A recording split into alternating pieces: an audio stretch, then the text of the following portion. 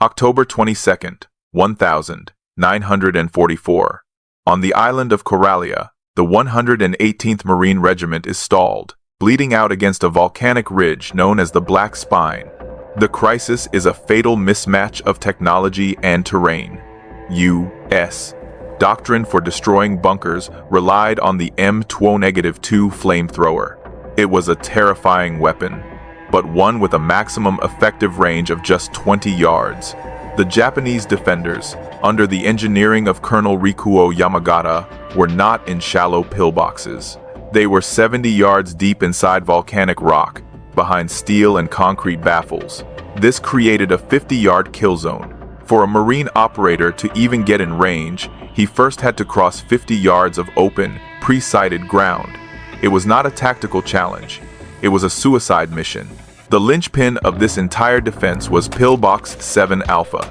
In 3 days, 14 Marine flamethrower operators were cut down attempting to cross that exact 50-yard gap. The 118th was paralyzed. The entire invasion timeline for Operation Cinderfall was threatened, but the company commander, Captain Elias Thorne, refused to see the flaw in the doctrine. He blamed the men for a lack of aggression and ordered a fifth full frontal assault for 0600. That order was defied by Technical Sergeant Kenji Tanaka. Tanaka was a Kibe Nisei, a Japanese-American linguist whose loyalty was so suspect, his own family was interned at Manzanar. To Captain Thorne, he was a Tokyo Joe. At 0545, 15 minutes before the attack, Tanaka and a single radio man, Corporal Brooklyn Russo, crawled to a position 80 yards from the cave. They carried no authorized weapons. They are a TP-9 field telephone, a BA-30 battery, and a captured Type 98 loudspeaker ripped from a tank. They could not shoot across the 70-yard gap, so Tanaka decided to talk across it. At 0615, 42, emaciated, battle-shocked Japanese soldiers walked out of Pillbox 7 Alpha with their hands in the air. A fortress that 14 dead Marines could not take was neutralized by one sergeant. This solution, the ghost phone, saved an estimated 200 American lives and broke the stalemate. Why, then, was this tactical miracle documented in the official top-secret after-action report as a simple, aggressive infantry action? Why was Kenji Tanaka's name erased and his ingenuity buried as a state secret for 50 years? To understand this act of defiance, and the cover-up that followed, one must first understand the lie that made it necessary. We must go back 6 weeks, to August 1944, at the Pearl Harbor headquarters of the Commander-in-Chief, Pacific Ocean Areas. The entire American strategic bombing campaign against the Japanese mainland was failing. The campaign, Project Matterhorn, relied on the new B-29 superfortress. But these bombers, flying from remote bases in China and India, were at the absolute limit of their range. They arrived over Tokyo with minimal bomb loads and barely enough fuel to return. The campaign was ineffective. A new solution was required. Operation Cinderfall was born. The objective was a 70-square-mile volcanic rock named Coralia. Coralia was the cork in the bottle. It was the only island within perfect B-29 range of Tokyo, and it held 3 critical airfields, Dodorura, Nishi, and Kita. Admiral Nimitz's office issued a brutal 14-day timeline. The 8th Marine Division, composed of the 118th, 119th, and 120th regiments, was tasked with the assault. They were being sent to attack a fortress. The Japanese commander, Colonel Rikuo Yamagata, was a 48-year-old student of defensive warfare. He had studied the 1904 Battle of Port Arthur and applied its lessons in volcanic stone. He had 18,000 men, 800 major cave positions, 30,000 yards of interlocking tunnels, and enough pre-sighted Type 3 75mm cannons to turn every beach into a kill box. On October 10th, the 118th Marines landed on Red Beach 2. They were immediately channeled into the Black Spine, a 4,000-foot ridge of razor-sharp coral. Yamagata's mortars and Nambu machine guns inflicted 2,100 casualties in just 12 days. The 118th Regiment suffered 60% losses. The advance stalled, measured in bloody yards. On Saipan, the B-29 seconds sat idle. In Pearl Harbor, High Command grew desperate. The pressure for a breakthrough, at any cost, was about to be felt by every man on the line. The American plan to break this stalemate was codified in Field Manual 23-5, bunker busting. It was a doctrine born of brutal necessity, and it relied on two primary tools, the 20-pound satchel charge and the M2-2 flamethrower. On previous islands, against shallow concrete pillboxes, these tools had been decisive. The satchel charge, properly placed, could crack a fortification open. The M2-2, fueled with newly developed napalm, could then project a 5-second stream of liquid fire, consuming the oxygen and incinerating the occupants. U.S. forces trusted this doctrine. They had trained on it, and they had seen it work. On Coralia, this doctrine was useless. Colonel Yamagata's engineers had not built simple boxes. They had burrowed into the volcanic rock itself, creating deep, multi-level positions. They understood American tactics. Their tunnels featured multiple blast baffles, thick granite corners, or steel plates that would vent the force of a satchel charge harmlessly up a side shaft. But their most ingenious defense was aimed at the flamethrower. The proof of this failure came on October 19th, at a position designated Pillbox 6 Charlie. Private First Class Dale Gibson and Private First Class Miguel Ortiz, both of Charlie Company, were tasked with the assault. Gibson, the operator, carried the 72-pound M2-2, its twin napalm tanks heavy on his back. Ortiz carried an M1 rifle, providing cover, under a hail of covering fire from their squad. The two men made the 30-yard dash to the bunker's firing aperture. They were lucky. The Nambu machine gun inside was focused on their support element. Gibson reached the aperture, braced himself, and pulled the trigger. A 5-second torrent of napalm shot into the darkness, but 25 yards inside, that jet of fire struck a 90-degree granite corner precisely as Yamagata had planned. The liquid fire, with nowhere else to go, atomized and blew back out of the aperture in a superheated fireball. It engulfed both Gibson and Ortiz, incinerating them instantly. Their squad, watching from 50 yards away, saw only a flash of white-hot fire and then two blackened shapes collapsing in the coral. This was the tactical reality. The U.S. doctrine was not just failing, it was actively killing its own operators. The man responsible for enforcing this doctrine in Charlie Company was Captain Elias Thorne, a graduate of the Virginia Military Institute, class of '38. Thorne was a man who lived by the book. He believed the failures at 6 Charlie and other positions were not due to a flaw in the manual, but a flaw in the men. To him, the only solution was more aggressive spirit. This doctrinal stubbornness was compounded by a deep, unshakable prejudice. Thorne was a product of 1,940 seconds Hearst newspaper propaganda. He viewed the Japanese not as professional soldiers, but as subhuman animals, a yellow peril to be exterminated, not understood. This bigotry was aimed squarely at the 4-man Nisei MIS team attached to his unit. These Japanese-American linguists, led by Technical Sergeant Kenji Tanaka, were essential for battlefield intelligence. Thorne held them in open contempt. He refused to use their call signs, referring to them only as the spooks or, in moments of anger, Tokyo Joes. He enforced a standing order.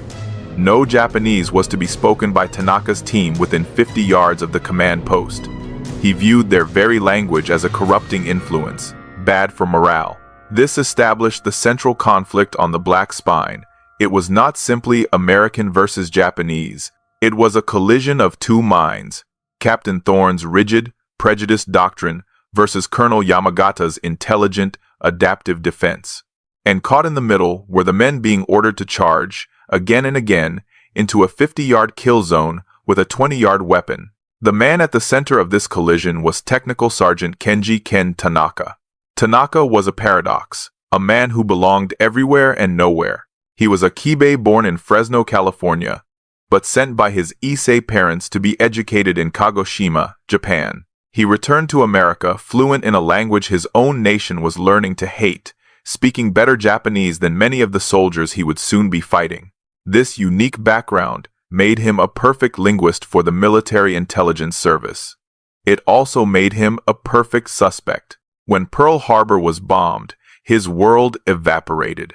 His family, despite their 2-decade history in California, lost their farm. They were rounded up and shipped to the Manzanar War Relocation Center, assigned to Block 14, Barrack 5, a single, tar-paper-roofed room in the California desert.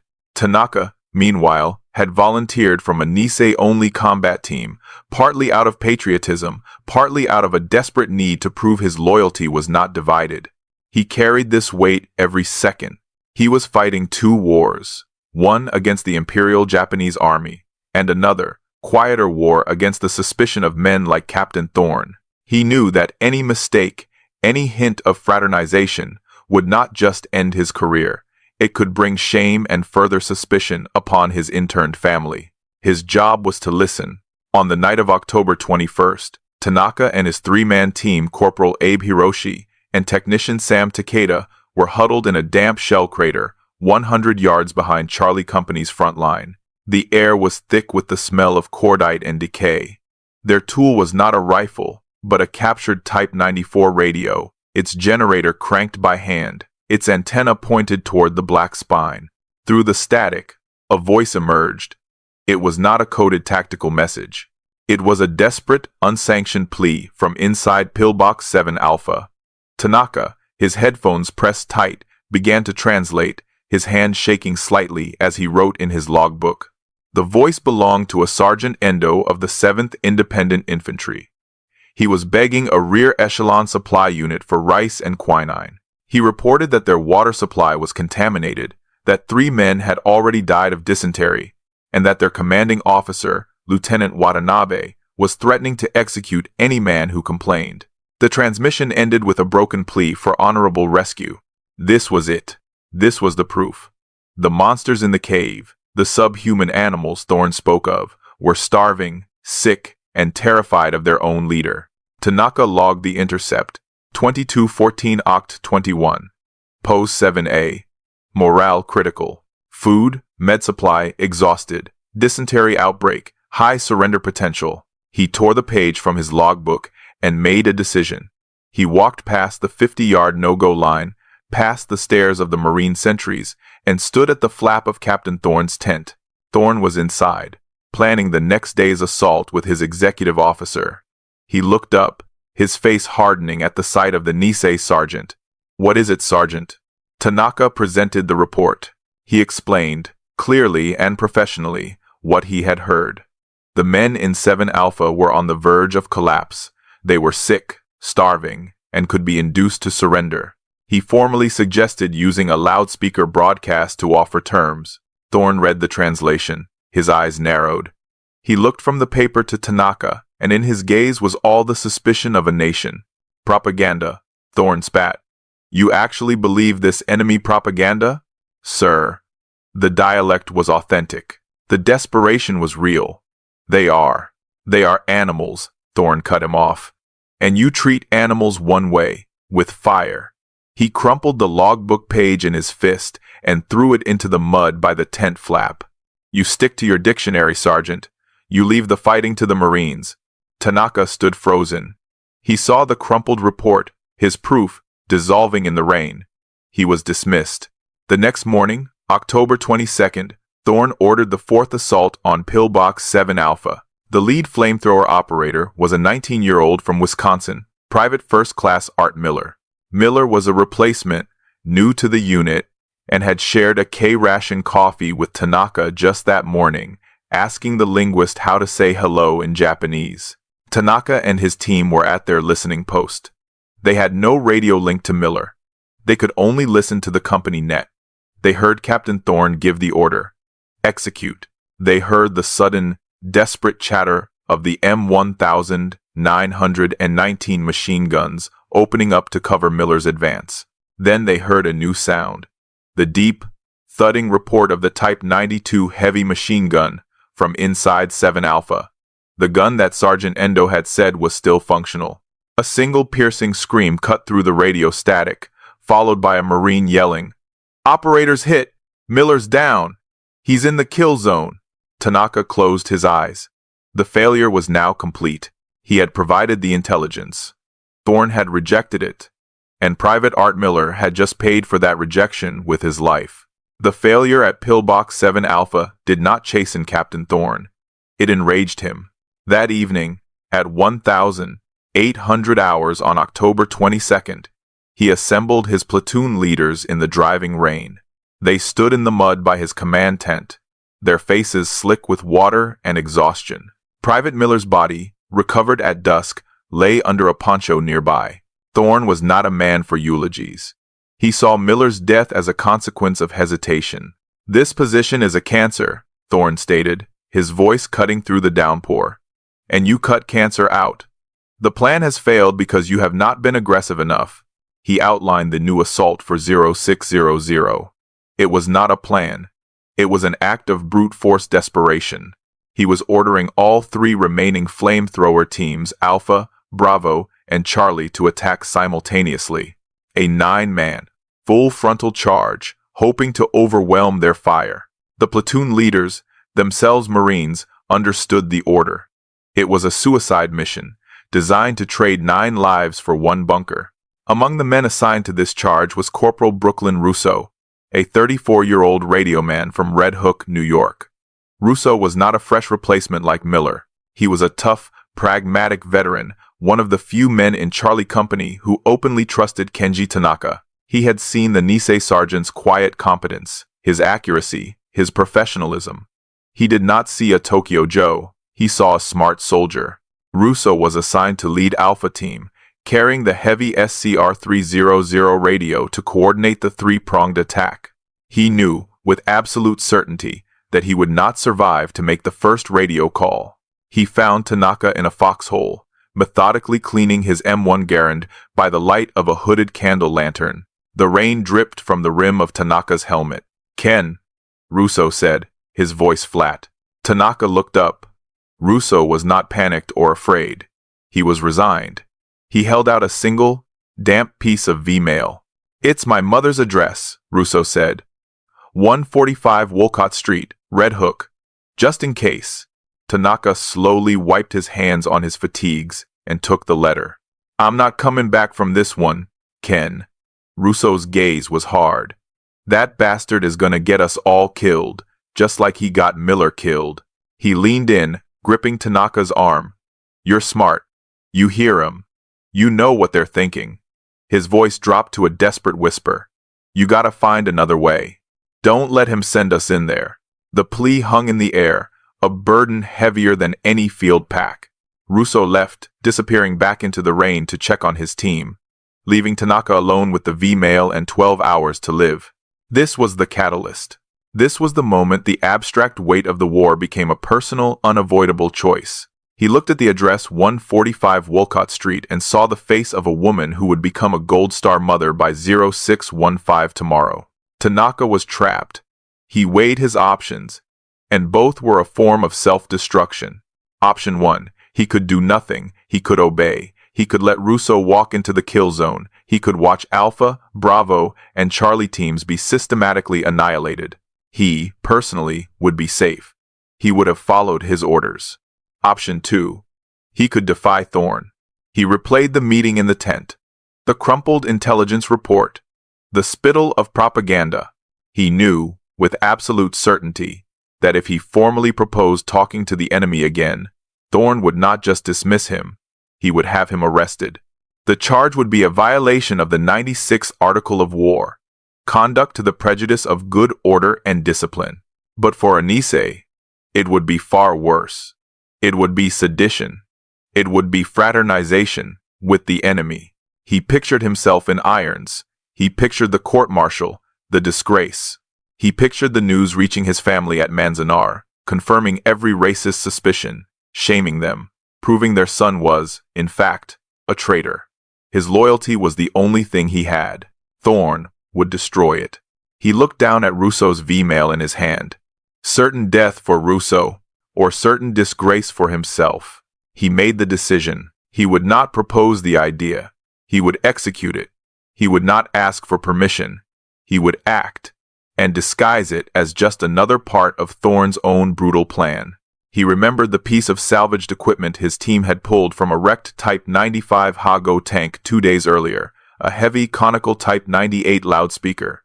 Tanaka stood up and walked out of the foxhole. He found Russo checking the battery pack for his SCR-300. "Brooklyn," Tanaka said, his voice quiet but firm. "Forget the radio check. I need you to get that Japanese loudspeaker we salvaged. Get a BA-30 battery, and get 50 feet of commo wire. We're going to give Captain Thorne a diversion." 5:45, October 23rd, 15 minutes before the scheduled assault. The world had shrunk to a patch of wet volcanic rock, smelling of sulfur and cordite. Tanaka and Russo moved in the pre-dawn darkness, crawling on their bellies. They were not infantry. This was not their expertise. Every scrape of their knee on the sharp coral sounded like a gunshot. Above them, the sporadic hollow thump of a Japanese Type 89 knee mortar sent rounds tumbling into the valley. In response, a friendly M1919 machine gun from Sergeant Mike Hanna's squad, positioned 200 yards to their left, opened up. Hanna was one of the men who had shared his K rations with Tanaka.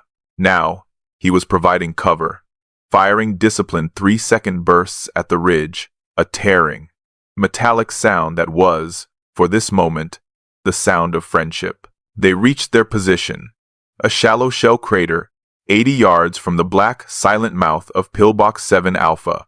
They were exposed. They were directly in the line of fire. "Now," Tanaka whispered. Russo, his hands shaking from cold and adrenaline, went to work. He placed the heavy BA-30 battery on a flat stone, protecting its terminals from the mud. He unspooled the commo wire. He connected one end to the battery and the other to the salvaged Japanese Type 98 loudspeaker, a heavy, conical piece of steel. Finally, he plugged the wire into the TP-9 field telephone. This battered telephone, designed for simple battlefield calls, would now serve as a microphone. The ghost phone was complete. It was an absurd, unauthorized contraption of American and Japanese parts, a technical mutiny. Russo aimed the speaker horn directly at the cave mouth and looked at Tanaka. He nodded. 200 yards back, in his command post, Captain Thorne saw the movement through his binoculars. He saw Tanaka and Russo hunkered in the crater. He could not make out their equipment. He assumed it was a standard forward observation post, or perhaps a minor noise diversion he had half-authorized. It was irrelevant. It was 0600. Thorne keyed the company radio net. All call signs, execute, light 'em up. Across the line, 9 men from Alpha, Bravo, and Charlie teams took a final, ragged breath. They rose from their foxholes into a low crawl, the 70-pound M2 flamethrowers on their backs feeling like anchors. They began their slow, agonizing journey toward the 50-yard kill zone. They were the walking dead, and they knew it. In the crater, Tanaka watched them start. It was time. He picked up the TP-9 telephone handset, held the talk key down, and took a breath. He began to speak. He did not use the soldier's dialect. He used Hyojungo, the perfect, formal Japanese he had learned in school. He was making an official, by-the-book appeal, one that G2 regulations might have approved. "This is the voice of the 118th Marine Regiment," he projected, his voice booming unnaturally from the loudspeaker, echoing off the rock face. "Your position is hopeless. Your comrades are dead. You will be treated with honor under the Geneva Convention. Cease resistance. Lay down your arms and come out," he finished. The only sound was the wind. Then, the answer came. It was not a voice. It was the sudden, deafening report of a Nambu Type 92 heavy machine gun from inside 7 Alpha. A stream of 7.7 millimeters bullets tore through the air, snapping inches over Tanaka's and Russo's helmets. The rounds chewed into the volcanic rock behind them, sending stone chips stinging against their faces. The trial had failed.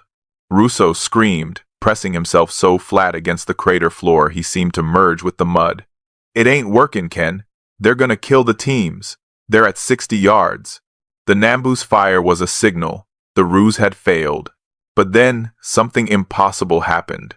The machine gun stopped, From the black mouth of Pillbox 7 Alpha, a single, shoeless Japanese soldier stumbled into the pre-dawn light.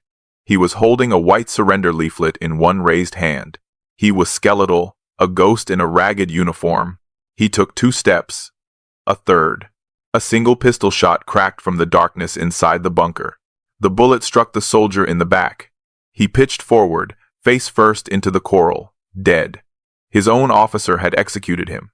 200 yards away, Captain Thorne saw the execution through his M17 binoculars. He lowered them, his face a mask of vindicated fury. To him, this was the ultimate proof.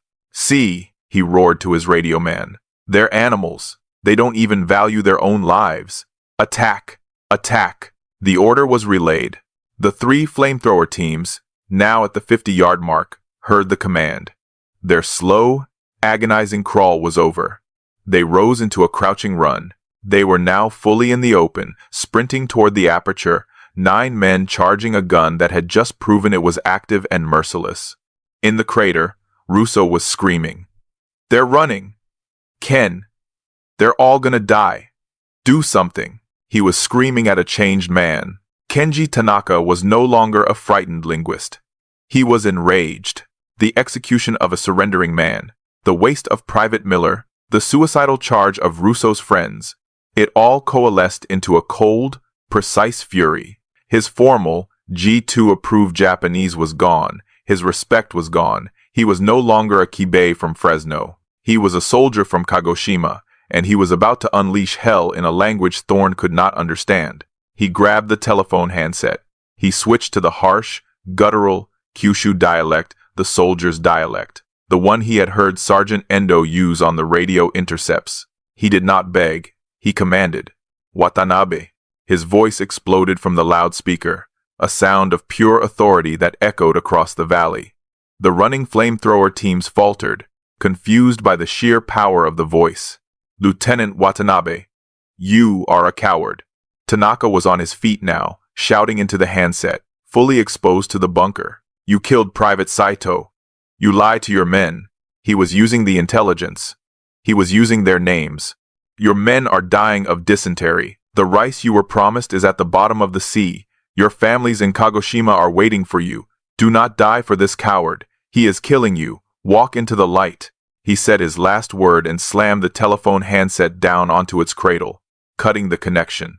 The echo died. A terrible, profound silence fell over the battlefield. It was 6:17. The only sound was the wind whipping across the black spine, and the ragged, desperate panting of the 9 Marines on the flamethrower teams. They had frozen in the kill zone, 40 yards from the bunker, caught between their orders to attack and the impossible drama they were witnessing. No one moved. Not the Marines, not the Nambu. The silence stretched for 5 seconds. 10, 20, 30 seconds. Then, from the mouth of the cave, a white rag on the end of an Arisaka rifle was thrust out, waving frantically. One soldier emerged, hands on his head. Then another. Then a stream. They poured out of the bunker, not as soldiers, but as refugees, skeletons in rags, shadows hollowed out by starvation and sickness. Many could not walk. They crawled, helped by their comrades. They collapsed onto the coral, too weak to stand. The Marines of Charlie Company, the men on the line, the men on the flamethrower teams, lowered their weapons. They stood up, exposed, stunned into absolute silence. 42 men, including a shamed Lieutenant Watanabe, emerged from the bunker. The battle for Pillbox 7 Alpha was over. There was no fire. There was no explosion. There was only the sound of the wind and the quiet sobbing of starving men. In the crater, Corporal Russo stared at the stream of prisoners, his hand still frozen on his M1 rifle. His mind, trained for the binary logic of combat, could not process what had happened. He had been seconds from death. Now, he was watching a resurrection. He slowly, unsteadily, lifted his SCR-300 radio handset to his mouth. He fumbled with the talk switch. "Charlie 6, he stammered, his voice cracking, calling Captain Thorne. This is Alpha 1. The position is secure." He paused, trying to find the words. "No shots fired. We, Ken, talked them out. That transmission, Ken talked him out, was a piece of procedural nonsense. It had no place in the formal radio language of the Marine Corps, and it was overheard by the regimental net operator at the main headquarters 2 miles away. The operator, a corporal from Ohio, stopped logging the report. He pulled off his headphones, his face a mask of confusion. He had just heard a man report that a Nisei linguist had single-handedly ended a 3-day siege by talking. The signal was undeniable, and it was bizarre. The signal was about to become physical. The 42 prisoners were marched down the trail to the battalion aid station. They were not the devils of propaganda posters. They were shadows. The corpsmen at the station, men accustomed to arterial wounds and plasma drips, stopped their work, stunned. The prisoners were suffering from advanced malnutrition. Their skin stretched tight over their bones. They had the distended bellies of beriberi, the open sores of scurvy. The smell of severe dysentery was overwhelming. This was not a fighting force. It was a death camp. This physical evidence was the first shock. The intellectual evidence was the second.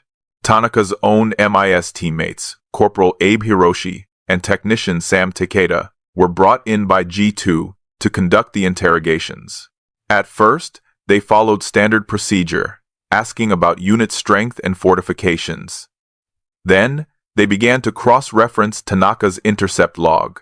They asked a starving sergeant, "Was there a private Saito in your unit?" The man's eyes widened in fear. He was executed. This morning, he tried to surrender. They asked another, "Who was your officer?" "Lieutenant Watanabe. He shot Saito. He told us the Americans would torture us. He lied."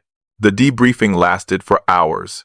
By 1100, every single detail from Tanaka's propaganda had been confirmed as 100% factual intelligence.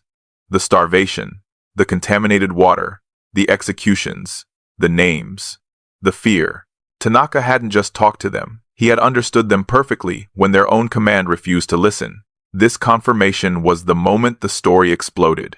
The corpsmen who had treated the prisoners told the jeep drivers who were carrying the wounded.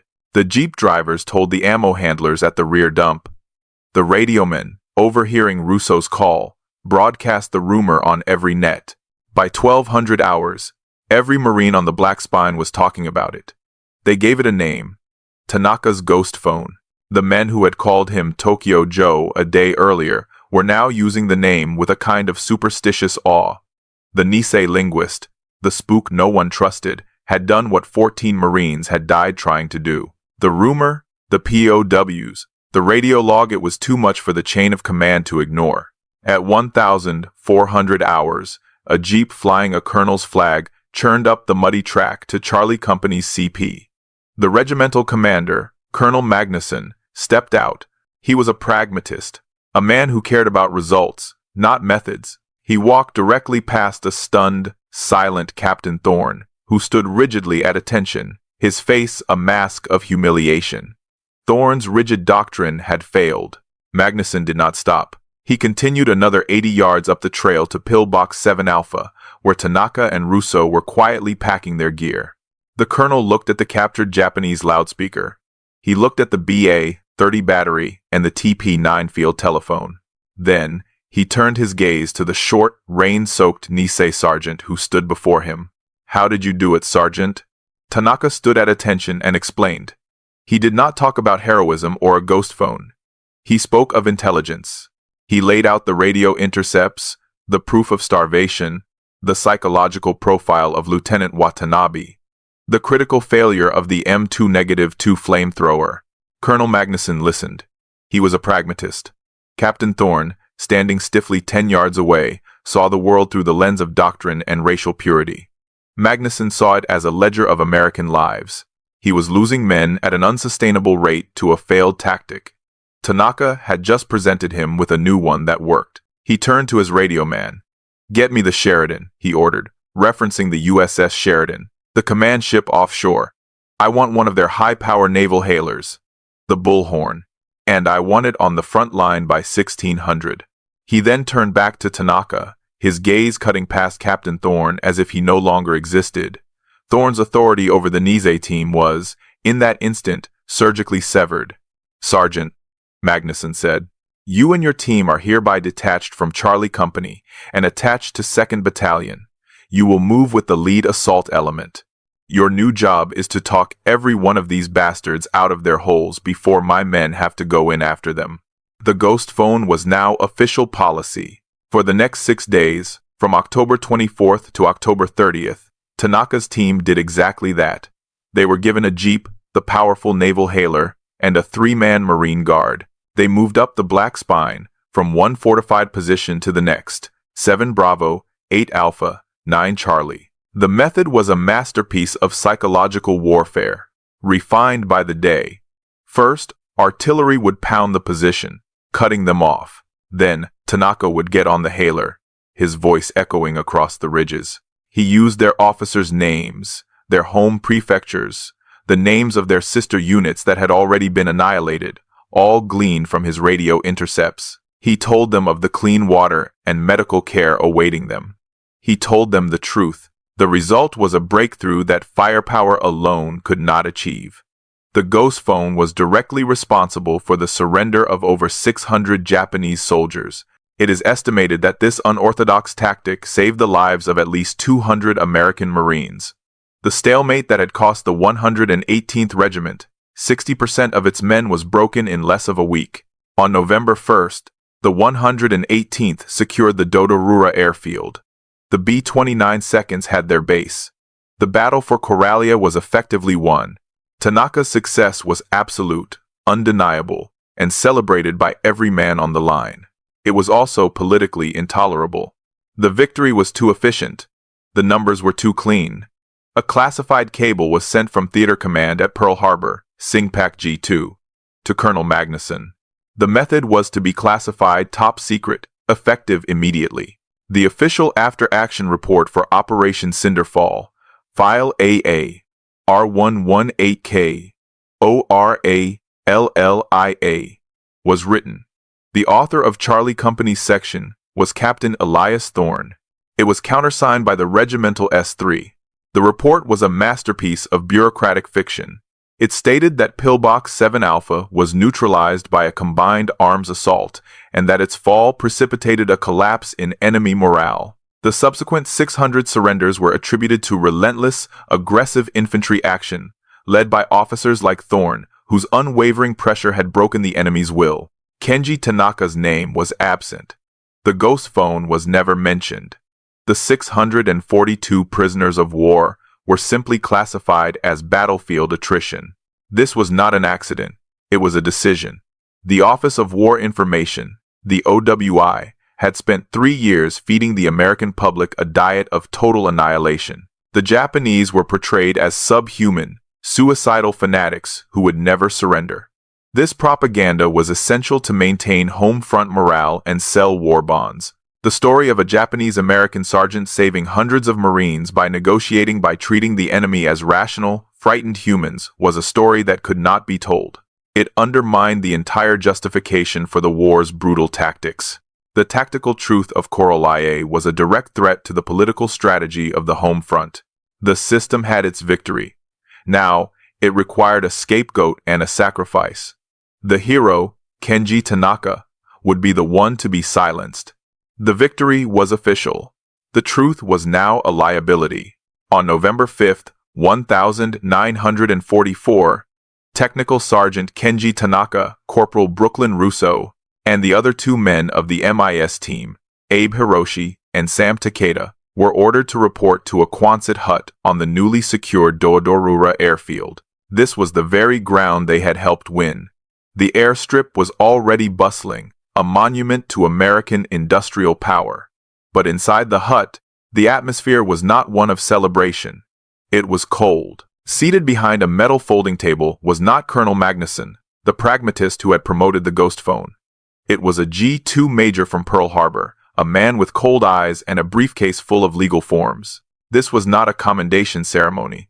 It was an interrogation. For 3 hours, the major had them recount every detail, the intercepts, the jury-rigged loudspeaker, the names Tanaka used, the dialect he spoke. Russo and the others confirmed the story. At the end, the major produced a stack of documents. They were not medals. They were non-disclosure agreements, binding under the United States Official Secrets Act of 1917. The men were forbidden, under penalty of court-martial, from ever discussing the non-standard psychological methods or field interrogation-based surrender appeals used on Coralia. They were not to speak of it to their families, to the press, or to each other. Tanaka stared at the paper. This was his reward. He looked at the major, confused. "Sir," Tanaka said, his voice quiet. "This method, it saved lives. It worked." The major leaned forward, his expression devoid of empathy. He was a man cleaning up a political mess. "That's the problem, Sergeant," the major said, his voice flat. "The American public pays for unconditional surrender. They pay for a war of extermination against an inhuman enemy. They are not paying for conversations." He gestured to the signed report from Captain Thorne, the official fiction, sitting on his desk. "This operation, as of now, never happened. You will sign the papers." They signed. The ghost phone was officially buried. The system's final act was to scatter the witnesses. The team was broken up the next day. Corporal Russo, having accrued enough combat points, was rotated home, his joy at survival tempered by the gag order he carried. Abe and Takeda were reassigned to a different regiment on a different island, and Kenji Tanaka, the man who had broken the stalemate, was transferred.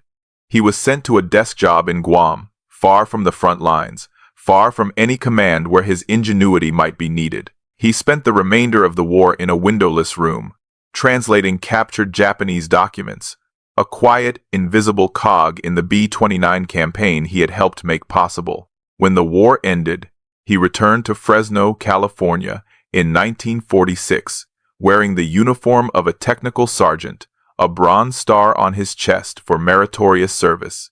The country he returned to did not see a hero. They saw a Jap. He walked into a diner in his hometown, still in uniform, and was met by a sign in the window, "No Japs allowed." His family, he discovered, had lost their farm. Their loyalty, and his, had been rewarded with internment and economic ruin. He moved to San Jose and did the only thing he knew how to do. He opened a small, two-room translation business. He lived a quiet life. He married, had children. He was a good neighbor, a soft-spoken member of the community.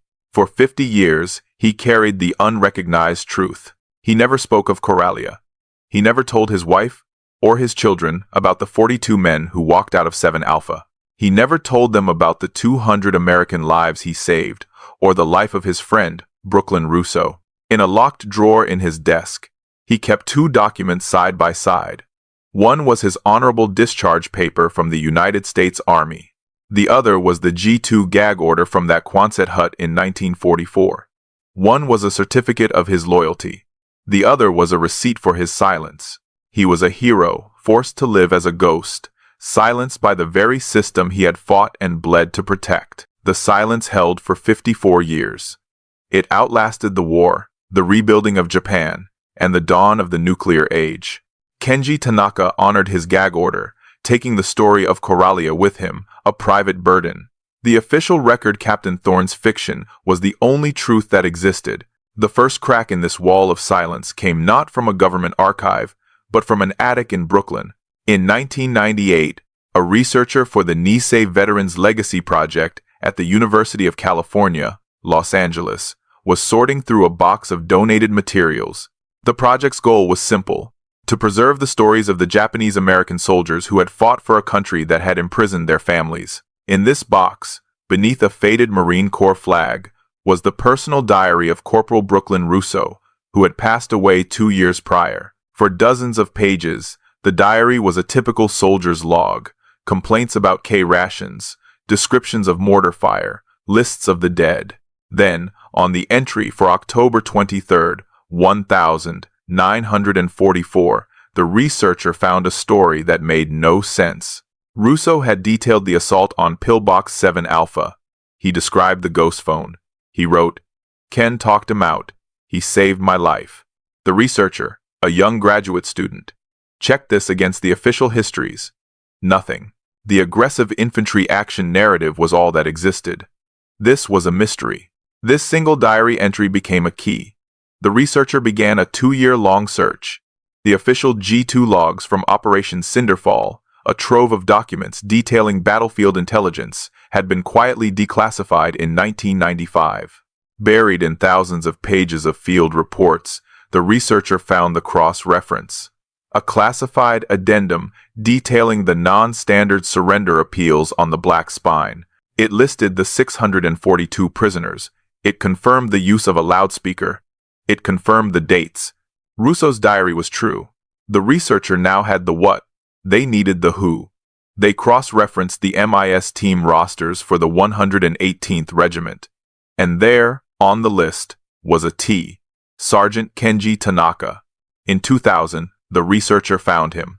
Tanaka was in his early 80s, a widower, still living in San Jose, still running his small translation business. The researcher sat with him in his quiet living room, placing Russo's photocopied diary page on the table next to the declassified G2 log. Tanaka looked at the documents. He looked at the proof that his silence was, at last, permitted to end. And then, for 3 hours, the 80-year-old man finally spoke. He recounted the M2-2, the 50-yard gap, Private Miller, Captain Thorne, the execution of Private Saito, the voice he used, the sound of Russo's shaking breath in the crater. He wept for the first time, not for the battle, but for the 50 years of silence. The testimony, backed by the diary and the G2 logs, was undeniable. The Nisei Veterans Legacy Project, along with a formal appeal from a U.S. senator, submitted the file to the Department of the Army. In 2001, Technical Sergeant Kenji Tanaka was posthumously awarded the Distinguished Service Cross for his extraordinary heroism and unorthodox tactical brilliance on Coralia. He had passed away just 6 months after giving his final interview. The official record was corrected, 57 years too late. The story of the ghost phone is over, but it leaves us with a profound and disturbing question. This one story was found by chance, because one soldier kept a diary. How many other ghost phones still lie buried in classified archives? How many other acts of brilliance, compassion, or unorthodox genius were erased by political fears or bureaucratic shame?